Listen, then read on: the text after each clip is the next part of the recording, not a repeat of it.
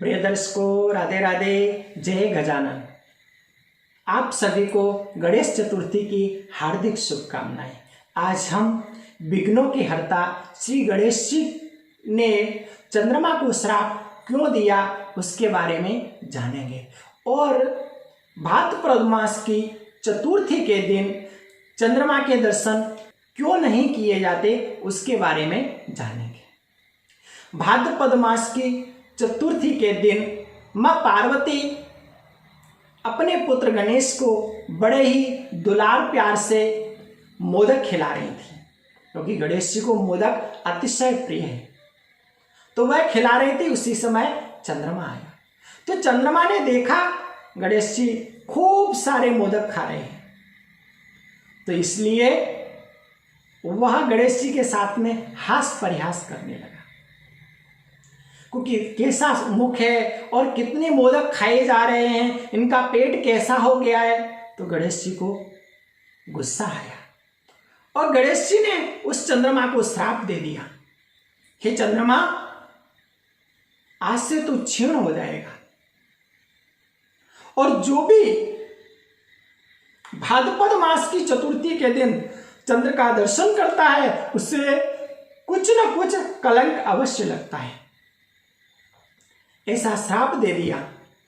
तो वह चंद्रमा गणेश जी के चरणों में गिर गया और प्रार्थना करने लगा कि प्रभु मेरी भूल हो गई, आप मुझे क्षमा करें। गणेश जी तो अति ही कोमल स्वभाव के हैं, सभी के दुखों के हरता हैं। तो गणेश जी ने कहा मेरा श्राप है, इसलिए चतुर्थी के दिन तो जो भी तेरे दर्शन करेगा उसे कलंक अवश्य लगेगा, लेकिन चतुर्थी के दिन जो व्यक्ति मेरी पूजा करता है तो उसे उसका कोई दोष नहीं लगेगा। और इस भाद्रपद मास के शुक्ल पक्ष की चतुर्थी के दिन जो चंद्र का दर्शन करता है उसे अवश्य कलंक लगता है। इसीलिए शास्त्रों और पुराणों में लिखा है कि भाद्रपद मास की चतुर्थी के दिन चंद्र का दर्शन निषेध है, और जो भी भाद्रपद मास की चतुर्थी के दिन चंद्र का दर्शन करेगा उसे कलंक अवश्य लगेगा, चाहे वो विधि ब्रह्मा ही क्यों न हो, चाहे वो साक्षात भगवान के अवतार कृष्ण ही क्यों न हो। तो श्रीमद् भागवत में कथा आती है कि भगवान कृष्ण को भी कलंक लगा था, क्योंकि उन्होंने भी भाद्रपद मास की चतुर्थी के दर्शन किए थे। तो भगवान कृष्ण को स्यमंतक नाम की मणि का कलंक लगा था। यह स्यमंतक नाम की मणि क्या है? द्वापर युग में एक सत्राजित नाम के राजा थे और उन्होंने सूर्य की विशेष उपासना की, तो सूर्य ने प्रसन्न होकर के उनको एक स्यमंतक नाम की मणि दी, और जो उस स्यमंतक मणि को धारण करता है वह साक्षात सूर्य के समान प्रकाशमान होता है, दूर से देखने में साक्षात सूर्य के समान तेजस्वी होता है। तो एक दिन सत्राजित उस स्यमंतक नाम की मणि को धारण करके भगवान कृष्ण के राजसभा में आए। तो भगवान कृष्ण ने उनसे पूछा, ओहो, आपका तेज सूर्य के समान क्यों है? तब सत्राजित ने कहा, मैंने सूर्य की उपासना की, इसलिए सूर्य भगवान ने मुझे यह स्यमंतक नाम की मणि दी है। इस स्यमंतक मणि को जो भी धारण करता है वह सूर्य के समान तेजस्वी होता है और इसकी नित्य प्रति पूजा करने से सौभार मन स्वर्ण प्राप्त होता है। उसके बाद सत्राजित अपने घर के लिए चले गए। तो उनके छोटे भाई हैं प्रसेन, वो एक दिन उस मणि को धारण करके जंगल में शिकार करने के लिए चले गए। तो वहां पर एक शेर का वध करके उस मणि को ले लिया।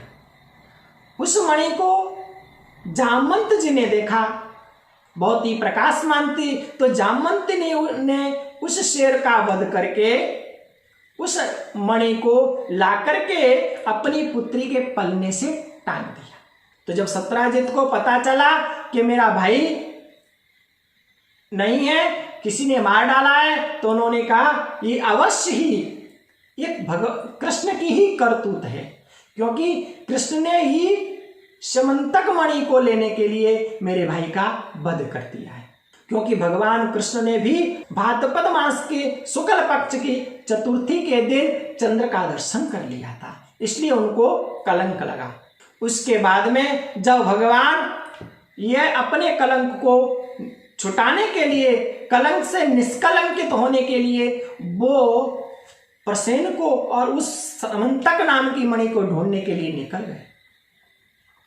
तो भगवान ढूंढते ढूंढते उन्होंने देखा, प्रसेन को मार डाला। उसके बाद उसके खोज को देखते हुए शेर के पास पहुंचे। वहां शेर भी मरा हुआ पड़ा था। तो वहां से वो और आगे चले तो एक गुफा के अंदर वो जैसे ही गए तो वहां पर एक पलनी में एक बालिका उस समंतक नाम की मणि से खेल रही थी। तो जैसे ही कृष्ण भगवान ने देखा तो वह रुदन करने लगी। तो जामवंती जी वहां आ गए और 28 दिन तक भगवान कृष्ण और जामवंती के साथ में घमासान युद्ध हुआ। 28 दिन के बाद में जामवंत जी ने उस मणि को और अपनी कन्या जाम्बती को भगवान कृष्ण के हाथ में दे दिया। तब भगवान कृष्ण ने उसे भी स्वीकार किया और उसको लेकर के जैसे ही घर आए तो भगवान कृष्ण ने पहले ही कह दिया था, जब भी तुम रुक्मिणी के पास जाना तो अपना मुख मत दिखाना। तो जैसे ही जाम्बती गई तो उन्होंने अपना मुख नहीं दिया, लेकिन रुक्मिणी ने बहुत प्रयत्न किया लेकिन उन्होंने मुख नहीं दिखाया। तो रुक्मिणी के मुख से निकल गया कि हेन तू अपने सुंदरता पर इतना घमंड कर रही है, तेरा भी मुख मेरे समान हो जाए, तू भी मेरे समान हो जा। वह साक्षात लक्ष्मी थी। तो उनके मुख से जो वाणी निकली वो जो जाम्बती थी वह भी रुक्मिणी के समान सुंदर हो गई। फिर उन्होंने मुख दिखाया। फिर भगवान कृष्ण ने उस समंतक मणि को सत्राजित राजा को दे दिया। तो वह सत्राजित राजा बहुत ही शर्मिंदा हुए। तब उन्होंने अपयश से दूर होने के लिए उन्होंने भगवान कृष्ण के हाथ में अपनी पुत्री सत्यभामा और वो समंतक मणि को भगवान कृष्ण को दे दिया। लेकिन भगवान कृष्ण ने कहा, मैं इस समंतक मणि को नहीं लूंगा, क्योंकि इस समंतक मणि से ही तो मुझे कलंक लगा है, इसलिए मैं इसको तो नहीं लूंगा। लेकिन इससे जो 100 भार सोना जो ये नित्य प्रति देती है उसे हमारे राजकोष में अवश्य जमा करवा देना।